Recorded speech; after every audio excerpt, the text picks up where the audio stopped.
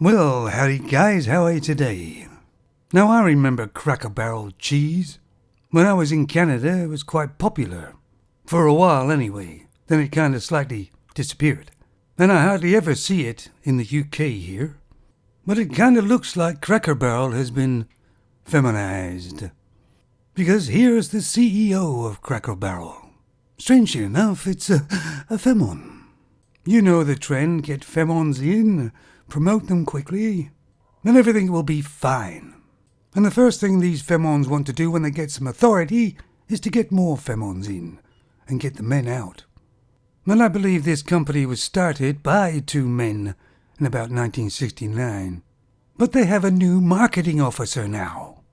And funny enough, here she is. It's a femon. And she's going to be doing a new rebranding. First of all, they're going to change the logo from this, which looks quite intricate, sort of homey, has kind of feeling to it in a way, to this plain thing. Says absolutely nothing to me. They could at least have kept the barrel, even if they wanted to get rid of the male from the chair. And rebranding a logo is kind of dangerous, because that's how everybody associates the product. So if you change the logo, what are they going to associate with?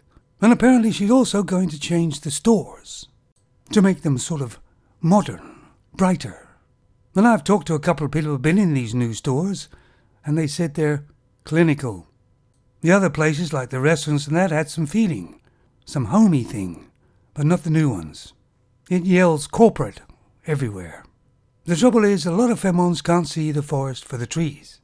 And if you try to tell them what the outcome may be, they won't listen. Because that's mansplaining anyway. Think of this.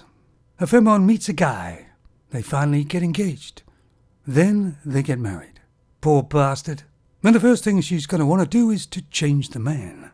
Make him better in her mind, or more what she wants, in other words. And after 8 or 9 years or more, the man changes because he wants a quieter life. Then the femon leaves him because he's not the man she married. That's femon logic for you.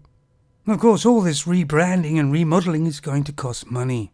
So, of course, the prices and everything else will have to go up.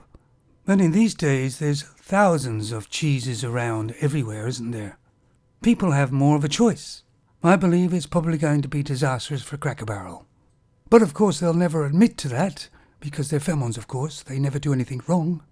But take a look at their sales later on and see what happens. Now here's another femon that was in sort of marketing, which didn't go too well, for Bud Light anyway, and they still haven't recovered yet. Anyway, guys, tell me what you think and let me know. Males are inventors, builders. Femons only seem to, destroy. But of course, you're not allowed to say that, even though we see the proof every day. Get woke, go broke. And a lot of femons are born woke already. I guess call it a gift. You take it easy, guys.